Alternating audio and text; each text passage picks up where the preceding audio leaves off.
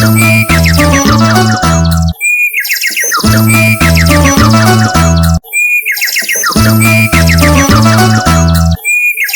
शांति छोटे।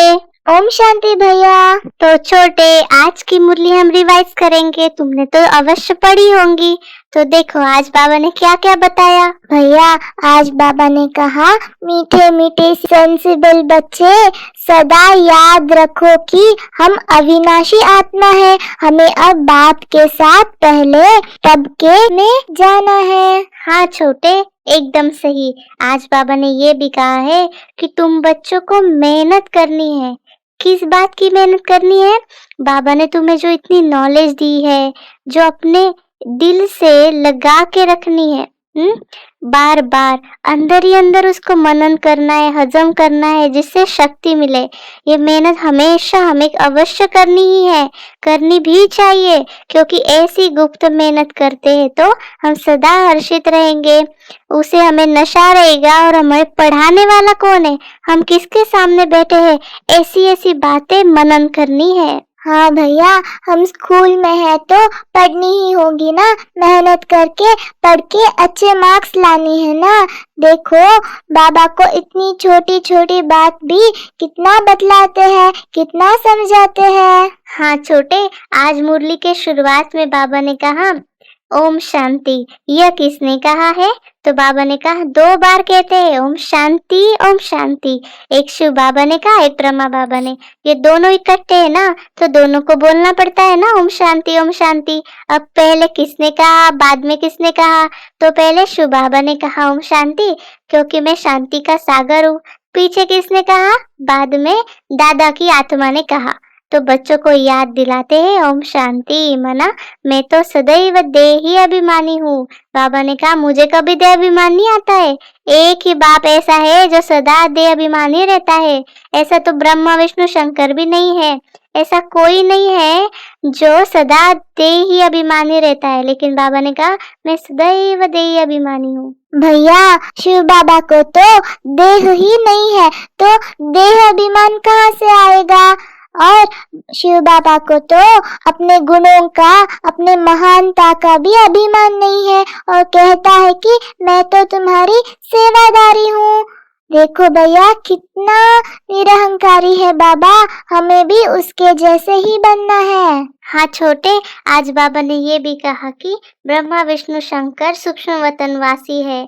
तो पहला तबका, फिर दूसरा तबका, माना मंजिल, माना फ्लोर।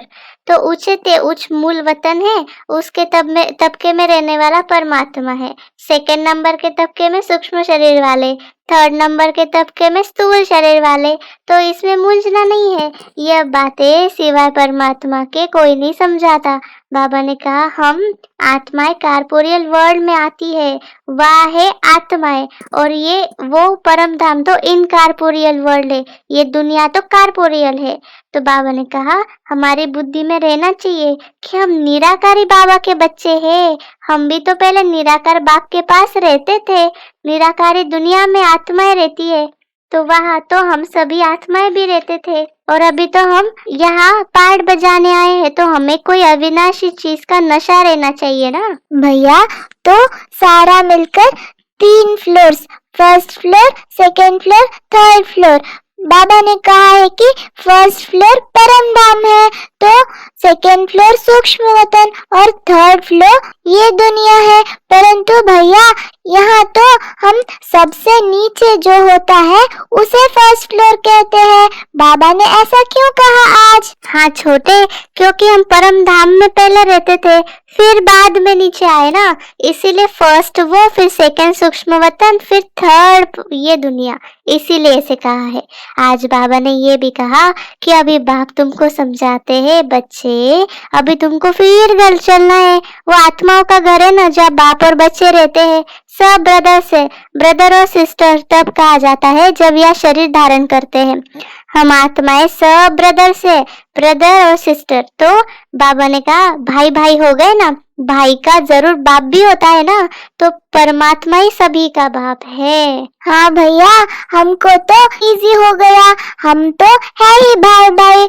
आपको मैं छोटा हूँ इसीलिए बहुत डांटना सुनाना नहीं चाहिए, मुझे रिस्पेक्ट देना चाहिए क्योंकि मैं आत्मा आपका भाई हूँ।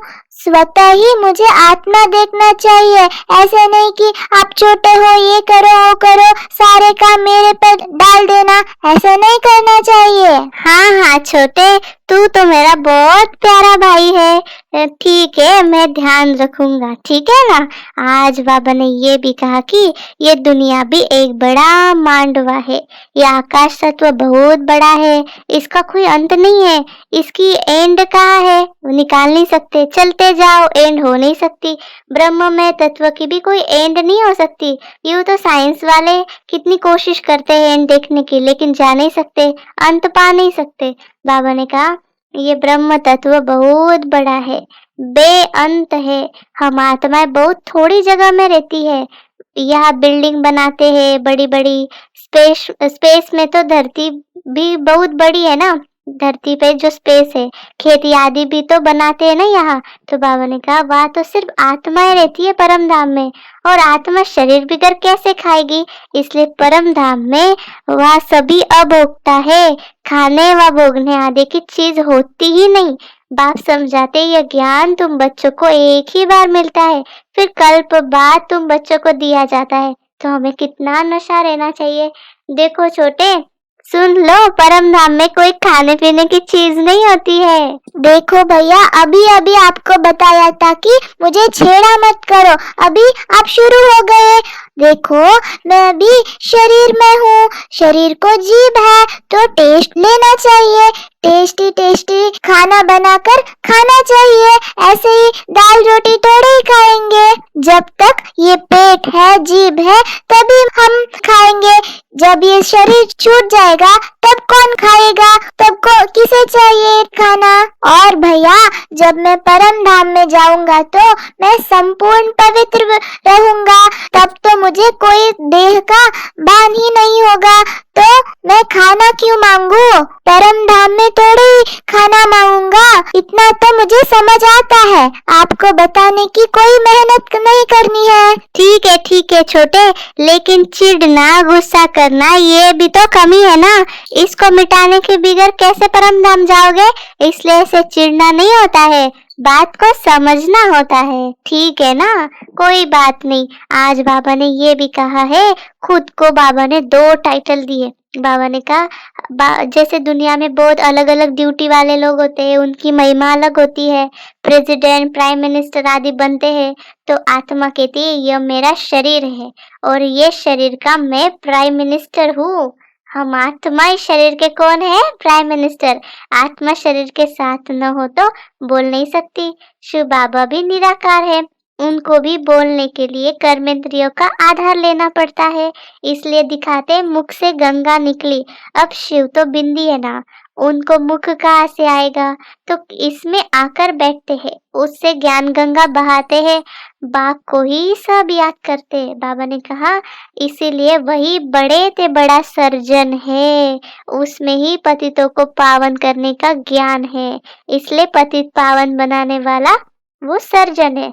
सतयुग में इसीलिए सब निरोगी होते हैं, क्योंकि सर्जन ने यहाँ सभी को निरोगी बनाकर भेजा है। देखो भैया, मैं इस शरीर का प्राइम मिनिस्टर हूँ, तो प्राइम मिनिस्टर को आपको उल्टा सुल्टा बोलना नहीं चाहिए ना, पहले ये बात आपको समझनी चाहिए। हाँ छोटे, तुम तो मेरे ही पीछे पड़ जाते हो, बाबा क्या कह रहा है पहले उस पर तो ध्यान दो ना, ठीक है ना। अच्छा, तो बाबा ने लास्ट में कहा कि फरमान की पालना द्वारा सर्व अरमानों को खत्म करने वाले माया प्रूफ भव।